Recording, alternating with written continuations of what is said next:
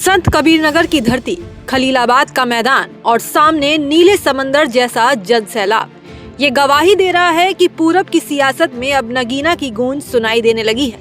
Azad Samaj party के मुखिया और सांसद चंद्रशेखर आजाद ने खलीलाबाद में वो लकीर खींच दी है जिसने लखनऊ से दिल्ली तक की सियासत की नींद उड़ा दी है।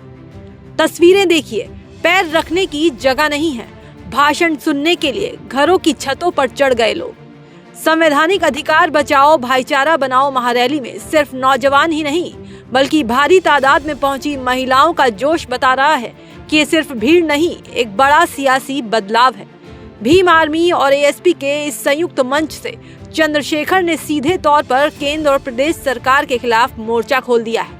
कोई पूछने वाला नहीं है, कोई देखने वाला नहीं है, कोई सुनने वाला नहीं है, क्योंकि जब सत्ता गूंगी बहरी हो जाती है और सत्ता आंखें बंद कर लेती है तो फिर गरीबों को न्याय नहीं मिलता है। प्यारे साथियों, इसलिए इस सत्ता का भरोसा छोड़ के अपने लोगों की लड़ाई लड़ने के लिए हम लोग मैदान में उतरे हैं।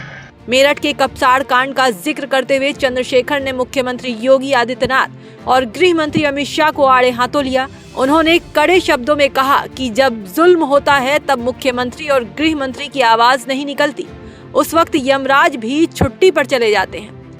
मेरठ में जब एक बच्ची की अपहरण किया जाता है और उसकी माँ को, जब वो माँ अपनी बच्ची की रखवाली करना चाहती है, उस माँ को धारदार हथियारों से मार दिया जाता है, तो ना मुख्यमंत्री के मुंह से आवाज निकलती है, ना गृह मंत्री के मुंह से आवाज निकलती है और यमराज भी छुट्टी पे चला जाता है। इनका यमराज भी कहीं ढूंढा नहीं मिलता है।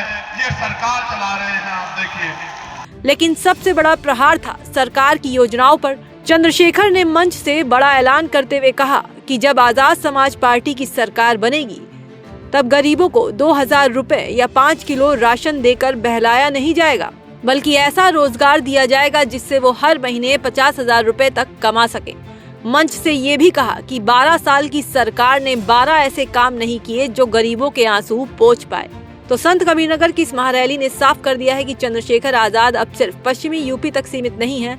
माना जा रहा है कि उन्होंने संत कबीरनगर में जो हुंकार भरी है उसका असर आने वाले चुनाव में जरूर दिखेगा।